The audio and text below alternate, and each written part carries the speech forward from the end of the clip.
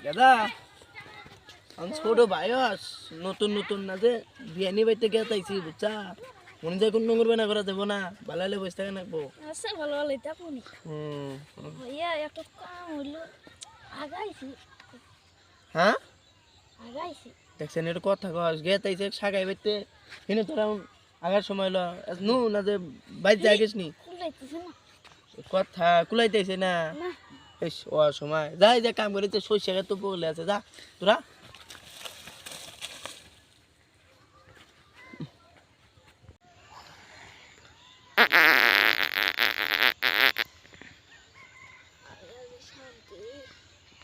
কেটে কে দাও না গাও নাই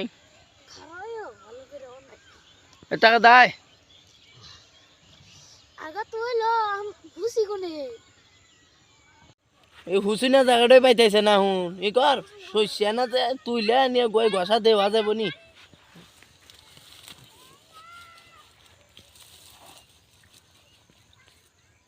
ওইছে আর কি আয় এখন আয় বিয়ানি বাইতে খাওয়াইলামই না কিছু আগে তোর এরম আগাইছে অনেক যাতে কি হইব কেরা আড়া বাস না কে এই ঘষা ভালো করে ওয়াই হেস তাই তো কই যাব গন্ধ গন্ধ কয় কি ঘষাইও নাই ভালো করে না আর নু বিয়ানি বাইতে তো ভালো করে হুসি সাউনো বি আডেক গ্রাম অঞ্চল জায়গায় যেদিকে যাই খালি পায়খানা করে থই রাস্তা দিয়া কি সুমন মিয়া কই যাইতেছো বিয়ানি বাইতে গেতাইছি নাও আর যাই এ সুমন হুম পায়খানার গন্ধ পাইতেছি কি পায়খানা করছো নাকি আবার আরে না পায়খানা করবো কই দুর্গন্ধ। আসলে খুব গন্ধ বাড়াইছে আরে- তোমার সরতাই দিক থেকে খুব আস্তে আস্তে শোন। কি হইছে